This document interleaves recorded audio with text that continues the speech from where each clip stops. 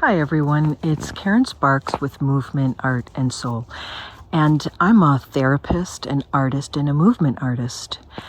I am here today to begin a playlist around family dynamics. In this first video, I'm just going to do a quick overview from the perspective of somebody that has a spouse of their own now, they're grown up, have children of their own, and maybe finding some challenges around dynamics between different sides of the family, like bringing the children to one side or the other of the in-laws, and how there might be differences in child rearing practices or guidelines that spouses want to set up with guidelines to the in-laws, for example.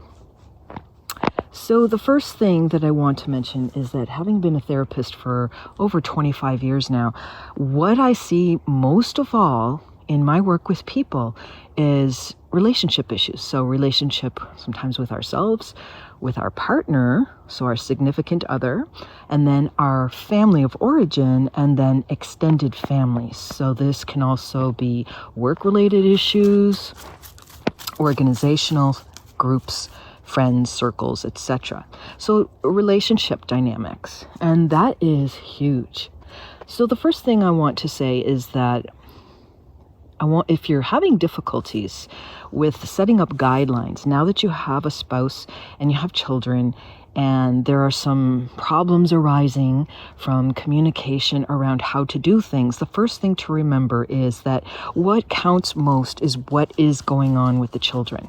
Sometimes I get grandparents coming in saying, you know, my son and his wife, or my daughter and her husband, or significant caretakers are not treating children appropriately. So it's grandparents who come in with concerns. Other times it's the parents who have concerns themselves, because when they try on one side of the in-laws or the other, either both sets of grandparents or one set, maybe even one person in particular, is difficult, meaning that they don't want to follow through with guidelines. So my first point, which is everybody will just get that right away, is that whatever is going on, as long as it's appropriate for the children, that's all I care about. So, healthy guidelines and healthy communication with children, and boundaries and nutrition and all that kind of stuff. What are we exposing them to?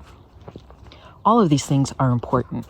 So if you're sitting down with your spouse and you feel that you've come up with ways to raise children that may be slightly different in a number of areas than how you were raised, but you and your spouse are in agreement, then with it being appropriate for the children, you have a right to set up guidelines and boundaries. And so the first thing I recommend people do is write them down. And you don't have to write them down, but if you find that keeps you on target or on focus, that's fine.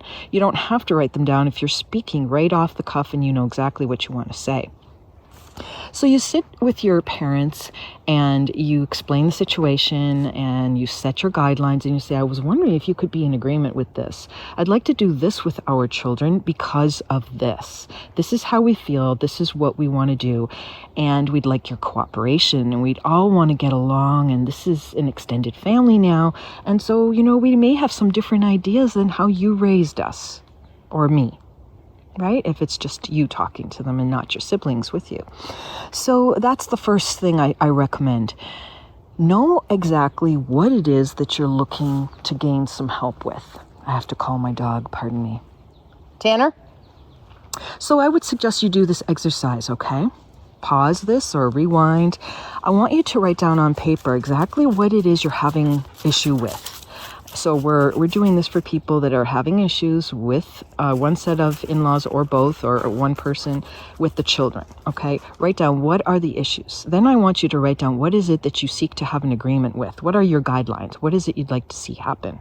Make sure you and your spouse are on the same page, because sometimes when we have difficulties, the difficulties arise from the fact that we don't agree with our spouse, or our spouse doesn't agree with us.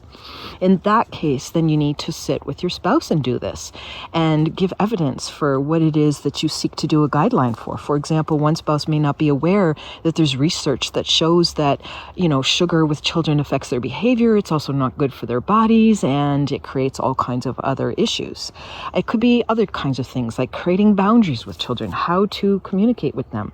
And maybe the person just doesn't know, and so you can educate them. If you can set an agreement with the person, that's great. If it doesn't go further than this point, then you may have to get assistance. You may need to keep attempting to work with them and just saying to them, look, I'm trying to get this to the point where we can all get along together. We need to work together and set up guidelines.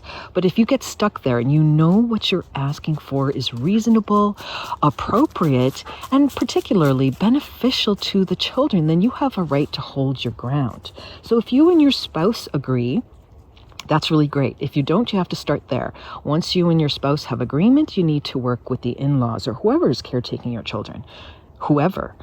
And once you set up that agreement, that's great. And if you don't get agreement, you can seek out counseling. You can put distance. You have to make some decisions, right? I'm going to be talking about some toxic family dynamics in this playlist later, but I'm also going to talk about pushback. Like, what happens when you want to approach your parents or your in-laws and you get a pushback? You get redirected at, the finger gets pointed at you. You're being difficult. You're being unreasonable. So again, I really like to take it to the simplest point possible. Communication, setting guidelines, having discussions are vital, but if people are not willing to hear, that's a whole different problem in itself. If people are not willing to learn something new or listen to how other people want to do things, that's a problem in itself too. So again, the discussion's important. Being honest is important. Let everybody speak their mind. But if you're doing things that are appropriate, hold your ground. Seek out counseling if you can't take a step further. And also, counselors don't work miracles. I know a lot of you know this. Counselors are not miracle workers, therapists, analysts, whoever. We're not miracle workers. We have guidelines that we follow, and we also realize that when there are people that are not willing to work as part of a team, as part of a family, to communicate, to discuss, to express their feelings, to set guidelines, to work together, then, the next step is really to accept that. To accept that this is the way it is. I've attempted to communicate and to set up some guidelines and to work through what these issues are as they are being presented. And eventually, at some point, we have to set up boundaries, because if we can't get to a place of agreement and what we're asking for is reasonable, well, then it comes back upon us, right? Then that's something we have to ask, what sorts of boundaries are we then going to place up? What kind of limited contact are we going to have? What are we in agreement to do? And sit down with your spouse and discuss it and come up with agreement. To take this one step back, if you and your spouse are not in agreement, it's very important to seek out some help for that, because you are the primary relationship now. We're all grown up. We've left our family of origin, and sometimes we have some work to do around that and maybe what we've experienced. But when we're in a family of our own now, we have our spouse and we have children of our own, the primary place to begin is with the spouse. To have clear-cut compromise, discussion, agreements starts there, because you have to be a unified front. Not only a unified front presented to the children, but a unified front presented to anybody else outside of the family system who does care for the children. So on that note, I'm just going to remind you to write that stuff down, and also to pass this on to anybody that you think it might be helpful to like, subscribe, and I'll see you on the next topic.